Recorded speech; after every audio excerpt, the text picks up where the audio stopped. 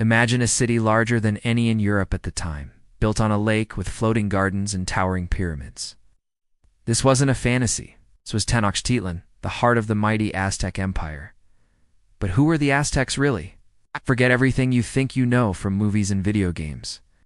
The true story of this civilization is far more complex, fascinating, and, in many ways, more human than you can imagine.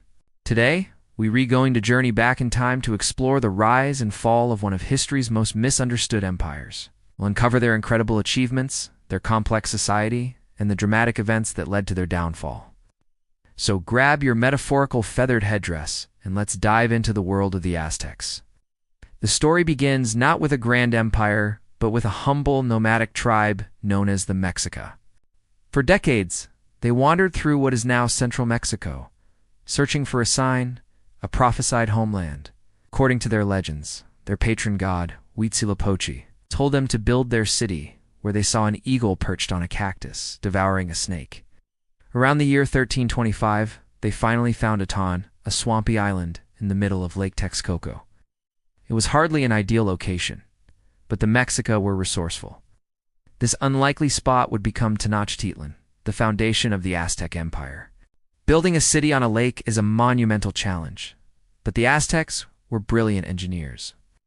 They developed an ingenious system of chinampas, or floating gardens. These were artificial islands made by weaving reeds together and piling mud and soil on top. These chinampas were incredibly fertile, allowing them to grow multiple harvests a year of crops like maize, beans, and squash.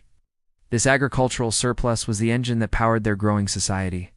They also built an extensive network of canals that acted as streets, and massive causeways, roads connecting their island city to the mainland. Aqueducts brought fresh water from springs on the shore, ensuring the city's large population had clean drinking water.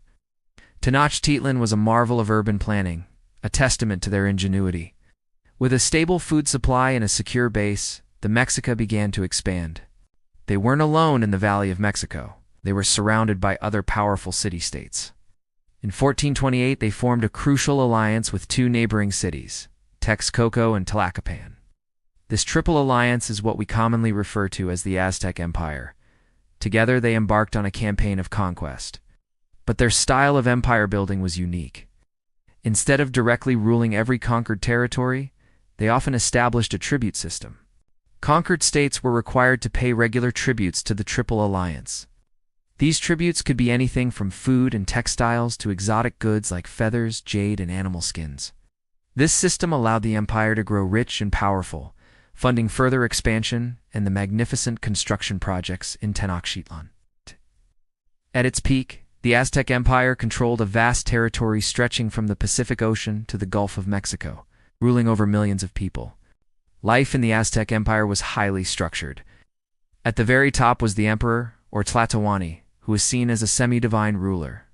Below him were the nobles and priests, who held significant power and wealth. Then came the warrior class, which was highly respected. Aztec society was geared towards warfare, and a commoner could rise in status through military bravery. Below them were the commoners, the farmers, artisans, and merchants who formed the backbone of the empire. At the very bottom were the slaves. However, Aztec slavery was different from what we might imagine. It wasn't based on race, and it wasn't always a permanent condition.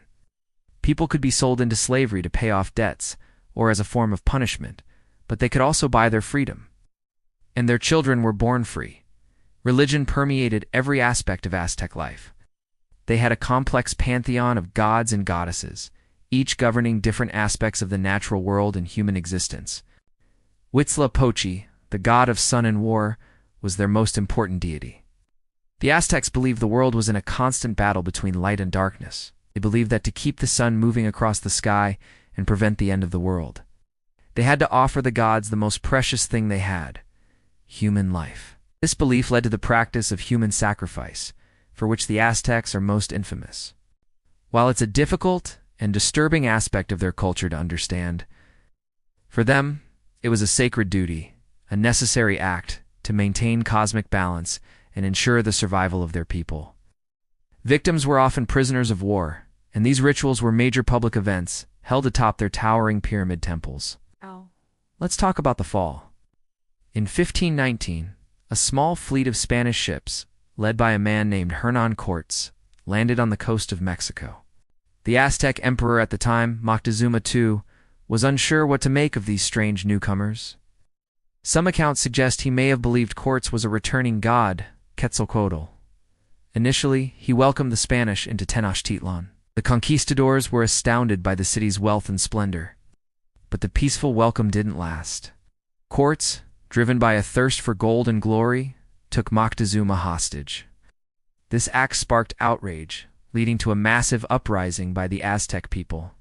The Spanish were driven out of the city in an event known as La Noche Triste, or the Sad Night, suffering heavy losses. But Cortés was determined. He retreated, regrouped, and gathered allies from the local tribes who resented Aztec rule. This is a crucial point many people miss. The Spanish didn't conquer the Aztecs alone. They had the help of tens of thousands of indigenous warriors who saw this as an opportunity to overthrow their powerful oppressors. A year later, Cortés returned to besiege Tenochtitlan.